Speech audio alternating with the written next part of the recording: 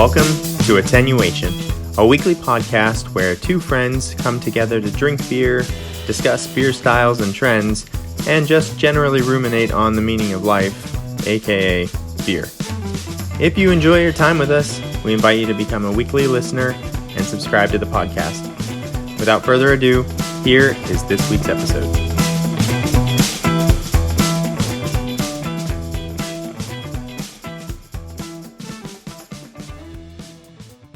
Hello, and welcome to episode 59 of Attenuation, a beer podcast. My name is Jason, and I'm joined by my best friend since 8th grade, Steven. Hello. How are you today, sir? Awesome. So, today we have a kind of a fun topic. It's reviewing beer review services. Yes, it's like the very meta. Yeah. So, The we're going to reviews talk of the about... review. Yeah, we're going to talk about there's a lot of different beer review sites and apps and stuff out there. So we're going to talk about our experiences with them and pros and cons and uses of them. But before we get into any of that, we have to do the best part, although I'm nervous about today. Yep, me too. So in the pre-reel, Steven and I were kind of talking about what beers we might drink. And I realized it's May and we don't have, we're pretty far into the year. And one of the things we said we're going to do this year is drink styles we're uncomfortable with. He has a beer that's going to challenge him, and I have a beer that's going to challenge me. So we're stepping outside of our comfort zone. And I had a lot of good choices. I had sour and a stout, but Yeah, I had a few good choices too. But yeah, I mean, we can't just keep talking about it every week. So we're being good today. We're stepping up. Yeah. So how this works is I introduce my beer, I give some nose notes, I pass it to Steven to do the same, and then we drink our beers, and then we give tasting notes. So I have a little bit of background for mine. We had previously talked about Sour Day at Mraz Brewing. It's local to me, where they do a day where they only do sours, and we've been going for a number of years. Obviously, that got disrupted by the pandemic, and I accidentally missed it last year. They canceled it in 2020, and then somehow we missed it in 2021. We usually go with like another couple. So this year I didn't want to miss it, but I did kind of split the difference because we thought about, we can go, but usually the way we do it is that we drive over, we get a hotel room, so we don't really have to worry about driving. But ever since last year, they started canning everything. Like, so they have a bunch of sours on tap, but then they also put most of them all into cans. So this year we split the difference. I drove up and just bought a whole bunch of cans, and we are going to have our own sour day this weekend, just at the house in the backyard, because there's obviously some advantages. You don't have to drive. You don't have to worry about driving. You don't have to get the hotel. And then we kind of have, all the luxury of being in our own house. So now, is this the sour day that screwed your stomach up, like from your story? Yeah, okay. Absolutely. Drink too many sours, beware. Yeah, you have to be really careful. The first year we went, we didn't make that mistake, but I think it was the second or third year, we drank too deeply of the sours, and they will do a number on your gastrointestinal system. So we'll be careful this time. All right. Anyways, that's a really long way of saying, while I was in their beer fridge picking out all these great sours, I saw that they had a Saison, and I thought, you know what?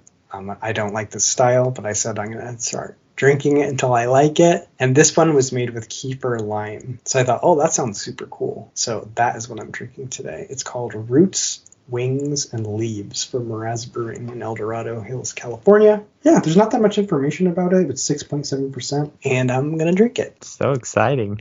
I know. I have a backup beer ready in case I... Did you ever... It's just terrible, or what? Well, did you ever... when I was growing up, we had to do no thank you bites. That was my mom's rule.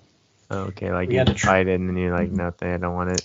Yeah, she made us something new because I was a pretty picky eater. She's like, well, you have to actually try it first. So this beer might get a no thank you sip. I don't think. I think you like beer enough to find something you like about it. Yeah. Okay, yeah, it's definitely... Oh, I forgot to tell what it looks like. So it's very, very, very pale, and a very active head, little fine effervescent bubbles collecting there at the top. And right when I opened it, I did get there's a lot of that. I do smell the lime, almost like, it smells a little bit like a Pilsner, like that multi-forward smell. But then also you get that yeasty farmhouse funk. What do we call it? Like wet dog. Yeah.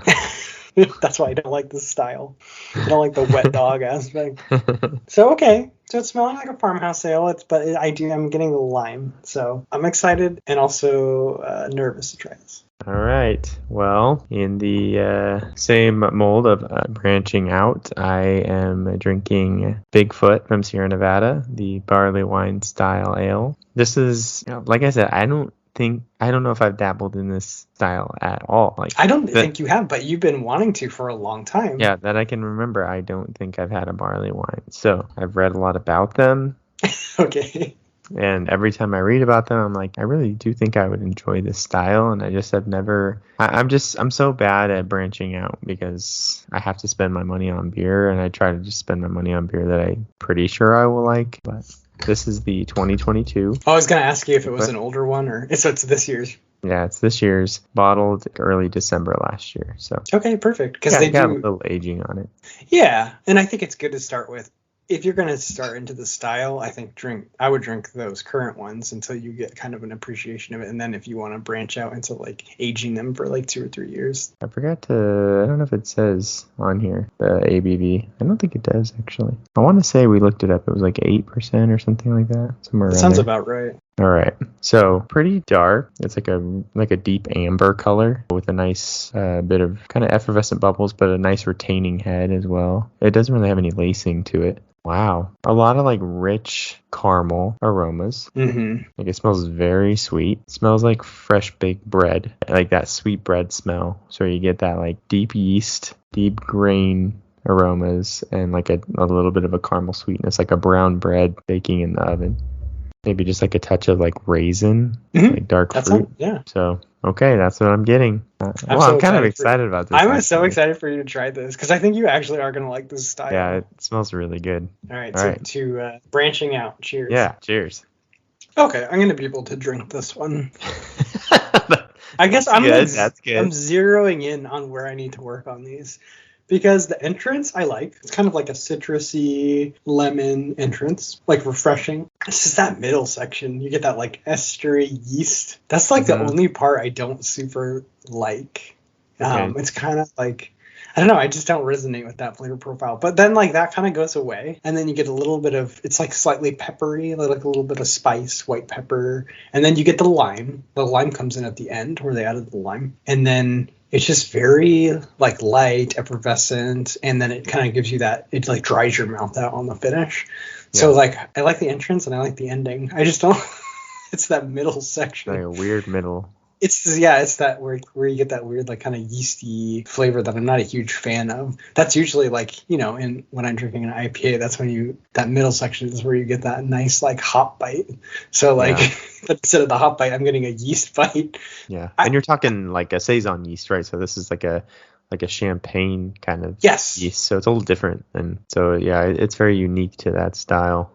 Yeah, it does. It almost, that's kind of like how I describe the mouthfeel. It tastes like it's like drinking champagne. Like you have the really fine bubbles, and then you get that kind of like drying effect in your mouth at the end there. All right, so sideways. I'm gonna keep drinking them because I do think this is a little bit easier than I think I could get used to this style. Mm-hmm. I just have to drink it enough times where I start to crave that champagne yeast flavor. Yeah. And then it will click, I think. But it's going to take, I got to drink it like 30 more times. 30 more times. Yeah. All right. Well, in the 30th year of the podcast. Well, no, I told you I'm going to find my gateway Saison that I can get like a 6-pack. And then I'll just drink one a week. And then it'll eventually click, I think. Okay, sounds good. Well, I really like mine. So this 2022 Bigfoot really comes in strong with this rich caramel, toffee, raisin sweetness. And then there is this rush of fruity yeast esters with also a little bit of spice to it. Almost as if I'm it reminds me of cinnamon raisin bread. Because there's so many bread flavors, but it's sweet. And then, with this little spice kick to it, and then it kind of finishes in this floral hop bitterness. So the hops play a pretty significant role. So it's almost like a more bitter, a red ale kind of thing. That's just a bitter red ale, a hoppy because there's like a pretty strong floral hop bitterness to the end of it. But yeah, other than that, it just drinks like, like sort of sweet toffee and raisin. So it's good. It's really good. I'm actually kind of surprised that I am enjoying this as much as I am. Actually, I'm really excited that you like it this much. It's cool. Because I had a feeling you would like this style, and there's a lot of them out there. I mean, they're a little bit harder to come by, but now I really want you to try Old Foghorn. That's the barley wine from Anchor. Yeah, Anchor Brewing. Couldn't think of it for a second. But yeah, it's a fun one. I mean, Bigfoot's really fun because they make it every year, and I love that they put the year on the bottles, so you can do like a vertical tasting if you want. You can get a 22 now and then save it for a couple of years and try it against like the 24. Yeah, I might have to pick up another bottle of this and just put it on the shelf. Nice. So are you giving your first, this is a podcast exclusive, your first barley wine on the podcast a thumbs up? I think so. Thumbs up. Nice. Yeah. That's exciting. I think I'm going to look for this style a little bit more. See, aren't we glad we challenged ourselves today? I'm very glad. I almost picked something super safe. It only took 5 months. my other choice is the smoothie sours. Oh, no. That's not challenging yourself at all. I was very excited about it. But next week, you can reward yourself next week with your smoothie sour for your exploring barley wine today. Very proud of us. I'm proud of you too. Okay, cool. So next we have postscripts and beer news. Postscripts are when we return to a mistake from a previous episode, or sometimes we have a follow-up item. So we have kind of a postscript. Yeah. And we also so this is the okay, go ahead. Sorry, I interrupted your spiel. Oh yeah, my spiel. This is the segment introduction. Yeah. We also do beer news and or postscripts. Okay, sorry. Go ahead. No. So now I don't know what I was going to say. Oh, okay. So first off, I know we don't have like tons of listeners to this podcast, but we do have one big listener, and it's called the universe, because like reality reflects what we talk about on the podcast. It's so true. Like we have superpowers. Yeah, we do. Steven always texts me all this weird stuff that always happens the day after we record. Yeah, it's crazy. So like we have so many instances of this. One being the when I found Brooklyn Black Ops, like literally a few days after we recorded that podcast, like a beer that I wouldn't have even known existed or like recognized unless we had done the episode a few days before. So that was crazy. And the fact that because I couldn't buy that beer when I saw it because it was before 7 a.m. on the I remember this, which tied So- into our weird beer law episode. Yeah. So then I had to send my wife later to get it, and she got like the last one that was available. So unless there was more in the back, but is there ever more in the back? More in the back. So there was that. What was the crazy one? Oh, there was like, even like with my coworkers, like there was one where I was like, one of my coworkers was like starting to get into sours, and I told her to find like, oh, like, yeah, if you ever see Goza, like try Goza. And then she was like, oh yeah, you guys talk about cherry in the beer, like how Jason likes cherry in the beer. And she was like, oh, I found this cherry Goza, and it was a freaking Anderson Valley cherry Goza. I was like, yeah, that's a good one. Good place to start. Yeah, so just all these weird things. But anyway, last week we talked about the cold IPA, and there wasn't like really a commercially available cold IPA that I found. I was like, oh, well, like maybe it'll show up somewhere or something. And then the next day on Instagram, Sierra Nevada posts a picture of their new updated hoppy sampler, and it has a cold torpedo IPA. What? Amazing. So either we're like very in tune to the beer world because we're doing a beer podcast, which is probably the Occam's razor explanation. No, I like to believe that we're Or warping reality. oh, the New Belgium thing. Remember, I said I wanted to go on the tour. I can't wait for those tours to start again. And then the next day, they announced that the tours were open. Yeah, so just last week I told you I want to find me a commercially available cold IPA so I can try one because you think the style is terrible. And I was like, hold my beer. And boom, there it is. Get it for you. Well, yeah, and I'm probably going to be able to get this super easy because if it's a Sierra Nevada beer, Yeah. it'll definitely show up at the grocery store. So anyway, I just want to let you in on our secret powers. If you listen to the podcast, you're one of the few who know our secret. But you know what makes me doubt our secret a little bit, Steven? What? How many times on the podcast have I mentioned? Let's really put it to the test. We're putting it to the test this week. If this happens tomorrow, we know we have superpowers. Okay. I want Lagunitas to make Aunt Sally. How many times have I said that on the podcast? Like 20 times? There is a limit. Okay. No, I think tomorrow we're going to see on Instagram. They're like, we're bringing it back just in time for summer. Okay. If you want to manifest that, I'm down with that. Yeah, let's manifest that Aunt Sally coming back. I'm putting it out there. I'm gonna try to tap into the powers of the podcast. Okay. All right, so that we'll return to that next week as a postscript. And if there's anything you would like us to manifest into the reality, just send us a message on Instagram or send us an email with your prayer requests. We got you, fam. I think they have to be beer related though. There goes Jason putting limits on our power. We'll test the limits of our power. If we get Aunt Sally tomorrow, then we'll branch out to winning the lottery. Yeah. All right. So should we go to our main topic? Yeah, let's do it. All right. Cool. So. Wait. Did you report on Mraz Sour Day at all? Oh, kind of. So. Yes, you did. I kind of. You mentioned it. Yeah. Yeah, I went pretty early. So what was some of the stuff you got? Oh yeah. So I was a little bit disappointed they didn't have triple berry, which is like my favorite. I talked to I forgot his name, but he's one of the brewers, and I asked him like, "Where's triple berry?" And so is it like a fruited sour, like a thick sour, or is it they're like mostly a fruited sour, but like not? From what I understand, they're mostly like they use like a base, like just a base American sour, and then they're fruited. Okay. So they're not like super thick. Like okay, it's not like just smoothie sours. No, they're not fruited sours.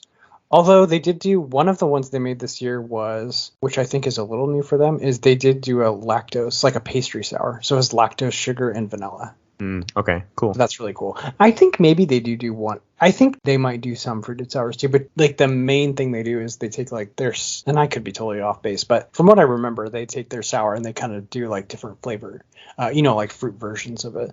So gotcha. The ones we got this year are Plum Smuggler. Okay. Which is a double imperial sour, double plum. We got a key lime goza called Walk the Lime. Ooh, nice. A double mango imperial sour. Ambrosia, which is that pastry sour. So it has the lactose, sugar, and vanilla. And then Tandem Apricot, which is a apricot imperial sour. Okay. But they usually make one called Triple Berry. But I did talk to one of the brewers there, and he said that unfortunately they're not making that one for another like 2 weeks. So I was bummed because that's my favorite one.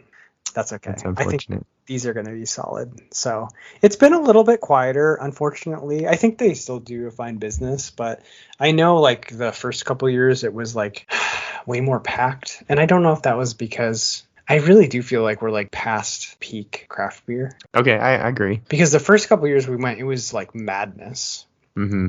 And this year, there's like more options now. Or I think so. I don't know what it is, or like I think like we've hit like a saturation point where there's like breweries everywhere. Yeah. And also like the overall popularity of craft beer hit its peak maybe a couple years ago, and now it's not. Obviously, it's still super popular, but it's like not growing anymore. It might have like even slightly declined a little bit. But yeah, so I got there early because a lot of their stuff will cache really fast. So I just wanted to get there like right when they opened so I could get everything that I wanted. And there was people there, but like I remember like the first couple of years we went, there was like a pretty big line. But it was pretty quiet. But usually it doesn't pick up until like 4 or 5. I don't know how many people want to start drinking beer at like 12. Or 11 a.m. or whatever, but yeah. So I like it. I wish they've been doing it every year. I hope it was very successful because I really don't want them to stop. But I do notice that maybe a little bit less crazy than it was maybe 5 or 6 years ago. Okay. Have you ever had the key lime goza from New Glory? No. In Sacramento? Yeah. You should watch out for that release. Okay. It's a good one. That's like a seasonal one they do? Yeah, I'm excited for that key lime goza. I think that one's going to be really good. Sounds awesome. Yeah, we're super excited to drink those we're going to drink them on Saturday. So nice. Okay, cool. Should be fun. Okay, so now we can go to our main topic. All right. So I think we kind of wanted to focus on the big 3. I don't know if there's other ones out there, but when I think of like beer review sites or apps or services, I always think of Beer Advocate, Untappd, and Rate Beer. Yeah. Rate Beer's kind of like I don't know, that's like the one I've known about. I rarely check, though. Yeah, same.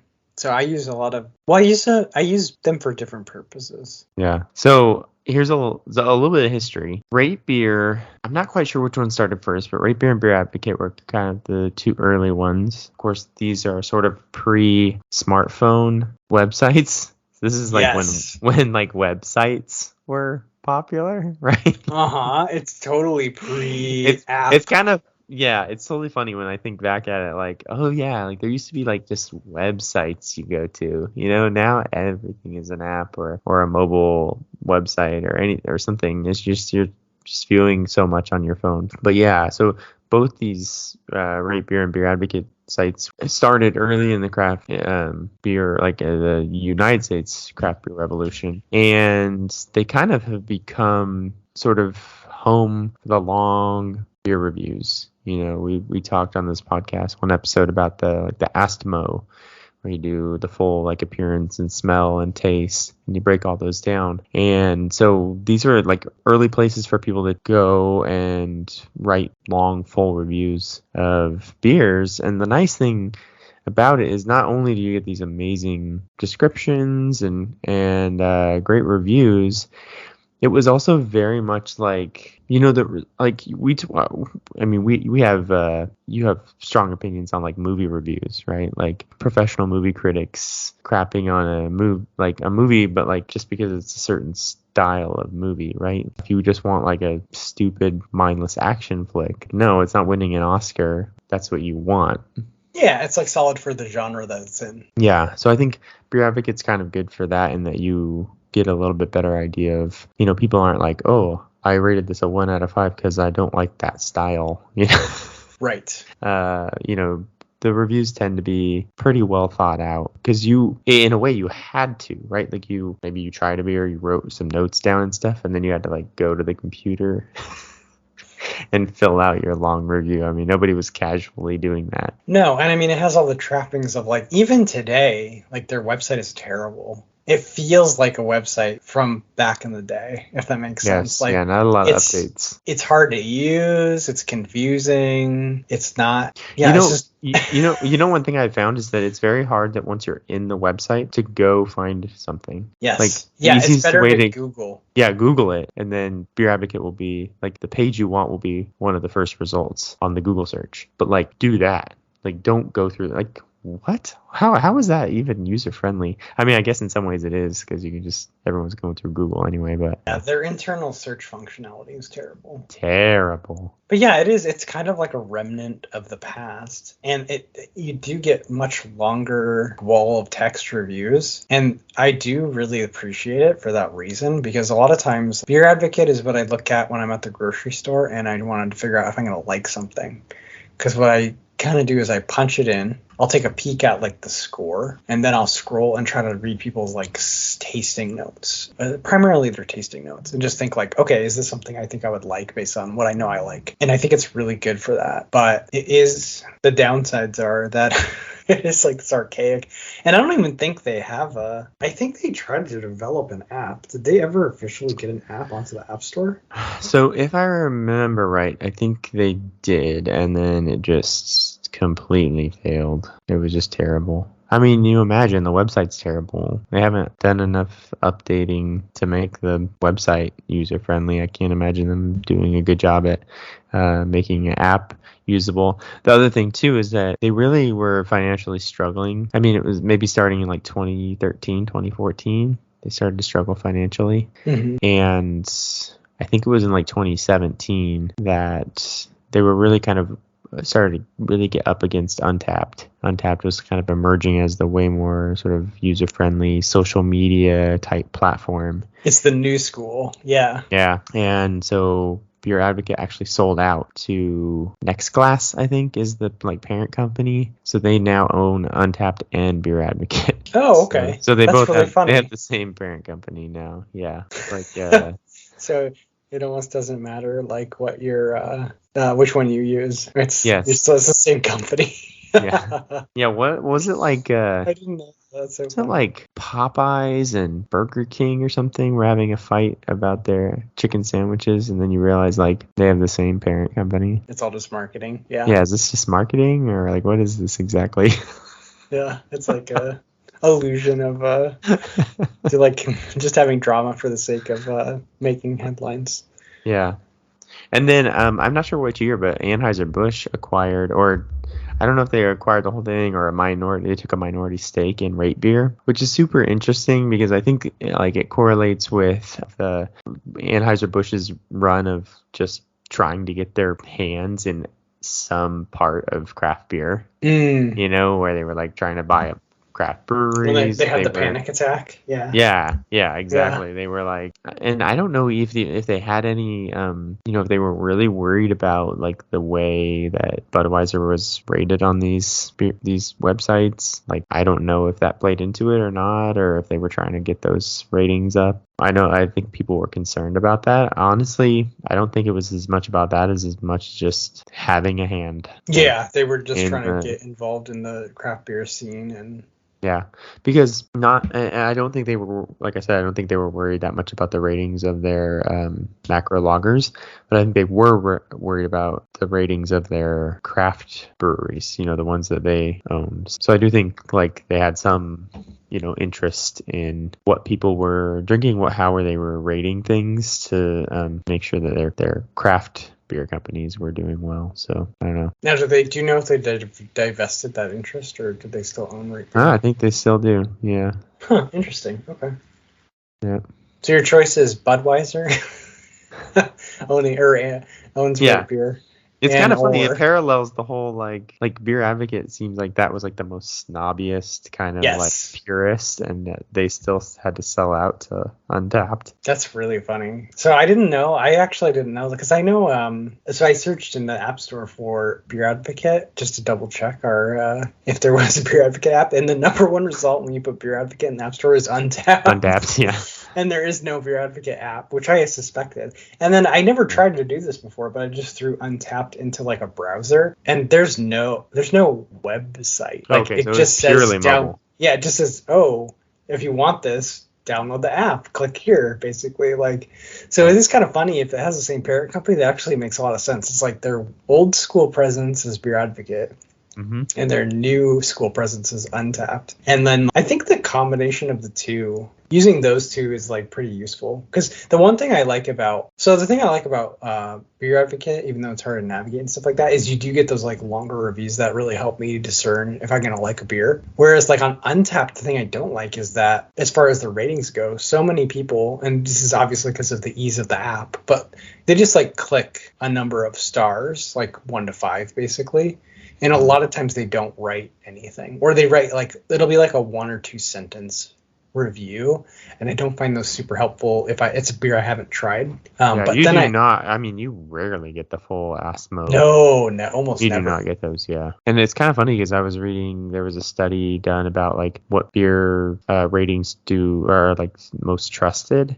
And the Untappd ones are the ones that like ended up winning in the trust game. So kind of weird, like people sort of trust the Untappd rating as like sort of, they're checking in, they're making this review as they're currently drinking the beer, so I trust that more than I do Beer Advocate. And I guess maybe that has a little bit more to do with like Beer Advocate does a lot of weighting, right? So they weight the results, right? So if a beer has like 5 out of 5 scores, like that doesn't mean it's the best beer that style, right? Like you have to have hundreds and hundreds of reviews, in the 4.5 range. That makes you a great beer. So they don't just go off a few reviews. You really have to, substantiate yourself as a well-reviewed beer, which is also a downside to Beer Advocate because you need to have so many reviews. So a lot of like one-off beers that only get made one time, like they'll never score high on Beer Advocate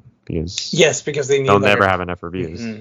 They need a critical mass of reviews before it yep, that's true. So that's a place where Untappd is like, we had all these check-ins on this beer release, this one-off beer release, and it got super high reviews. Like, I should check that out. So it's a little bit more kind of like local beer releases, one-offs. It's got that social media feel to it. Yeah, which I don't like. I hate the I don't really like. I don't want to like check in my location or anything like that. I'm too much of an old school person to be like, this is weird. And I hate the badges. Like every time I put a beer in, I get like 90 badges, which is like, I feel like defeats the purpose. Like, aren't you supposed to feel special? But what I do like is it's a really good way to like quickly record that you tried a beer and whether you like it or not. So it's easy to do that. And it does some cool stuff. Like it's really good for finding. I love that you can find like local beers. Mm-hmm. And I think you can just click like nearby venues and you can find like, oh, these are the places that have beer on tap. And I'm pretty sure I've never really done it, but you can set up like alerts so you can get alerted if something goes on tap near you, which that's really cool too. Yeah. So it definitely has its uses. So they have a business, like an Untappd business module. No, I didn't know that. Have you ever gone to like a brewery's website and then you say like you look at their tap list and it comes up as like an Untappd tap list? Have you ever seen that? No. Yeah, so it's like their tap list on their website is powered by Untappd. Whoa, that's crazy. Yeah, so it's like a like a what's that, AWS, like Amazon Web Services or whatever. Like Untappd has like a business side where you can breweries can pay for the Untappd services to run their tap list. So then you can in real time see like the Untappd rating of each beer. And then if you're at the brewery, the digital screen menu up at the top is powered by Untappd, and you'll see like a ticker thing at the bottom of the screen of like reviews, Untappd reviews stuff. So that's crazy. It makes me worry.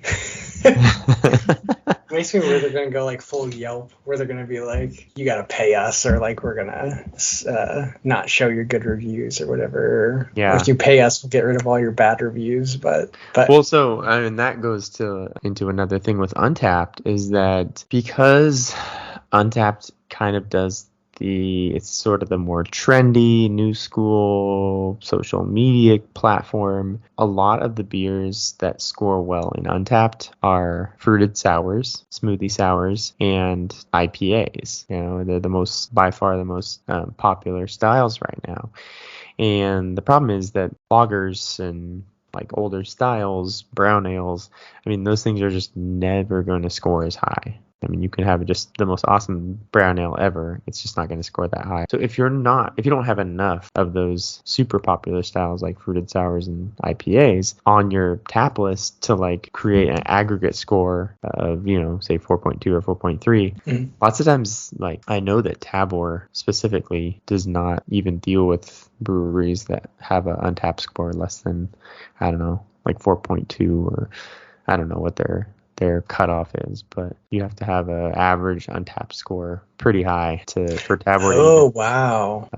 So it's like are you saying it's a little bit of like a self-fulfilling prophecy that everything on Tabor is an IPA and a heavily fruited sour? Because that's like what's trendy. Yep. So then it gets the most ratings and the highest ratings, and then that's what shows up on Tabor, and then that's what people drink. Yeah. Yep. So you're saying there's no hope for my red IPA to make a resurgence? I mean, every once in a while there's like lagers on Tabor. There are some other styles, but for sure you can tell that it's heavily weighted towards the stouts, like the barrel aged stouts. That's the other big one. Barrel aged stouts, IPAs, and fruited sours, which I mean, I guess they're popular, but it's kind of just a circle that they're popular for a reason too. But like it does give them a lot of momentum that I feel like it's a little bit hard to disrupt. And like if you're a brewery, like you want to sell beer, so you're going to make styles that are popular. Yeah. That just makes me sad because I know like a big complaint is that like the craft beer universe is like dominated by IPAs. And I mean, I like IPAs too, but I like a lot of beer styles they just don't get any love from craft beer. I love like red ale, and I like red IPA, and I like brown ale. But yeah, it's really rare that you get those from craft breweries. And understandable. Well, what's funny though is that like a couple of my local breweries, like super small, right? Yeah. Like the real small local breweries, they always have a red ale. Nice. Amber, brown. Some of these other like sort of, Kolsch, that kind of some of these sort of like easier styles, lighter styles, older styles, simpler styles, however you want to call them. They're not working with Tabor. Right. But they don't care. You know what I mean? Yeah. They're so small and so local that they can do that. So I think there is this demand for those styles. That's true. I guess they're not I guess if you go to a brewery, that's the best way to get those kind of styles. They're just not going to do like a massive production run and then can it and distribute it, because that's never going to pan out for them. Right. But they might still make it locally. Yep, and it's just not going to get reviewed so many times on Beer Advocate that it has this amazing Beer Advocate store. And maybe people aren't checking in on Untappd to check in their brown ale, like maybe it happens when it's it's like a new beer release, or like, oh, this is a new barrel aged stout or something.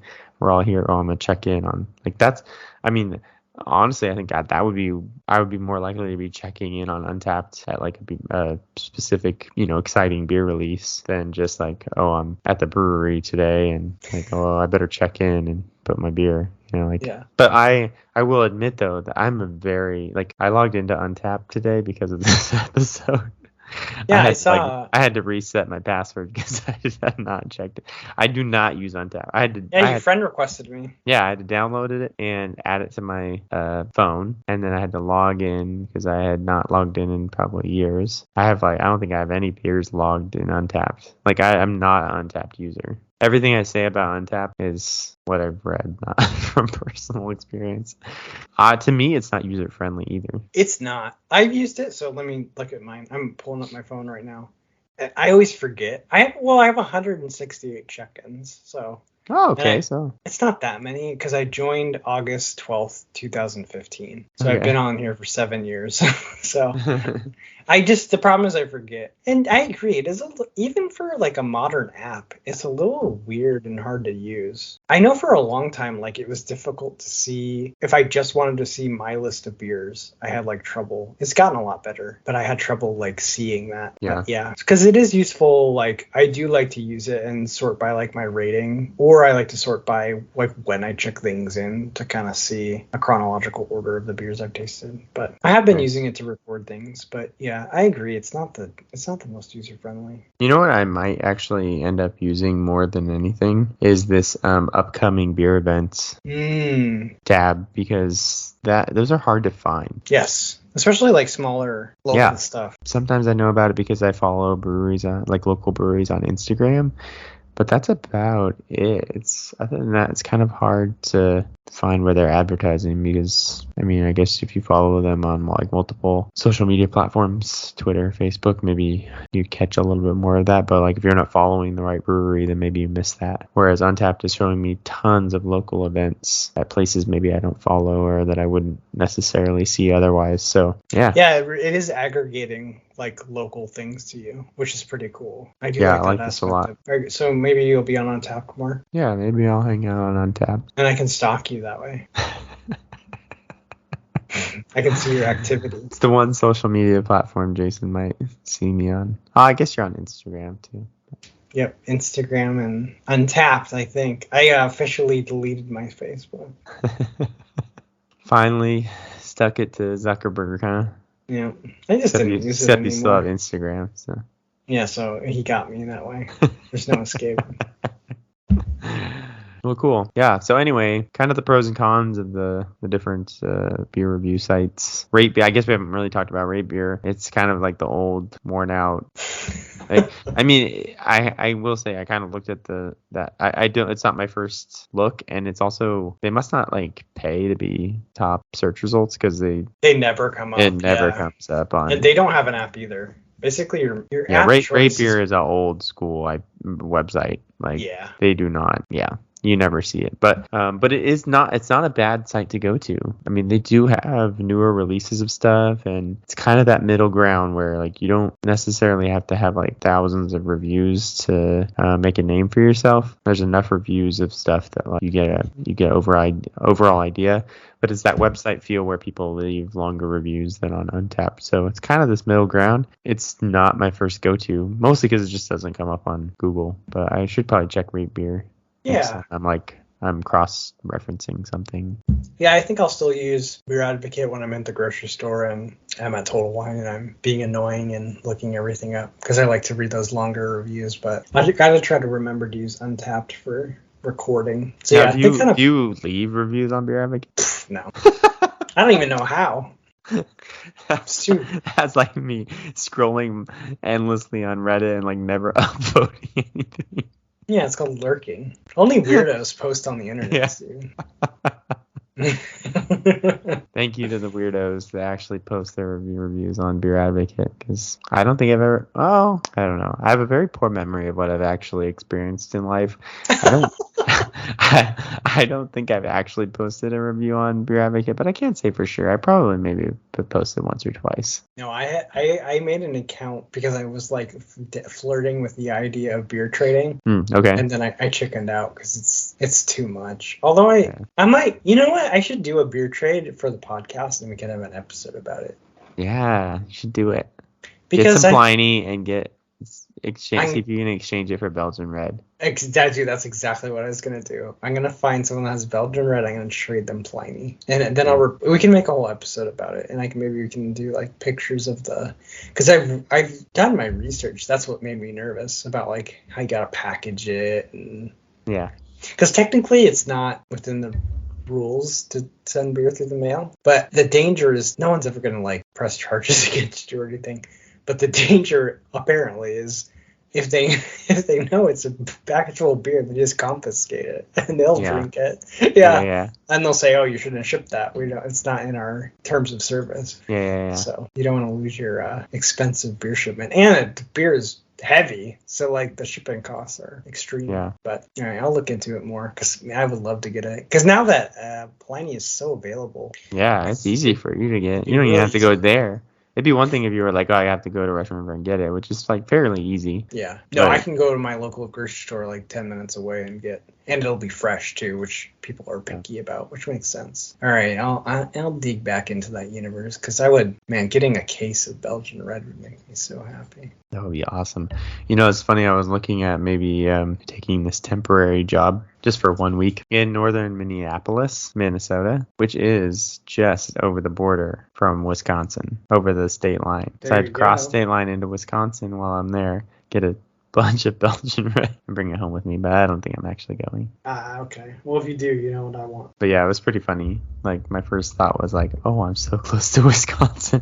My brother actually was in Wisconsin last week for work. Did you tell him to get you Belgian Red? He sent me a picture of the beer he was drinking. He was in Green Bay, and I was like, "Hey, do you need to find some Belgian Red from New Glarus?" And he was saying that he's had Spotted Cow. Oh, nice. And he liked Spotted Cow, but he didn't venture out and try to find some New Glarus.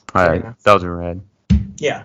Spotted Cow, I would die to try that too. So yeah, that's actually a lot of people that I talk to that have had New Glarus beer. That's the one they usually mention. Yeah, that one's super high rated too. So yeah, people like it, and I think that's a saison or a farmhouse ale. They call it a farmhouse. So yeah, farmhouse ale. There we go. That's your gateway farmhouse. Maybe that's my gateway beer to the one you could just farmhouse style. All right, we're gonna set up a big trade. I need a case of Spotted Cow and a case of Belgian Red. Do it. All right, sir. Well, should we call that an episode? Yeah. All right, excellent. So if you want to contact us, we're on Instagram at attenuation.podcast. You can also email us at contact.attenuation@gmail.com. But this has been episode... Friend us on Untappd. Oh, and now we're on Untappd. We're so cool and hip. The app is on my phone now. He'll never open it again, but it's on his phone. All right, so this has been episode 59 of Attenuation, a beer podcast. My name is Jason, and I'm joined by my best friend since 8th grade, Steven. That's me. And we're saying cheers, and we'll see you next week for episode 60. All right, cheers, buddy. Cheers. Thanks for listening to this week's episode of Attenuation, a beer podcast. Don't forget to subscribe to the podcast and follow us on Instagram or Facebook for more fun content. Catch you next week. Cheers!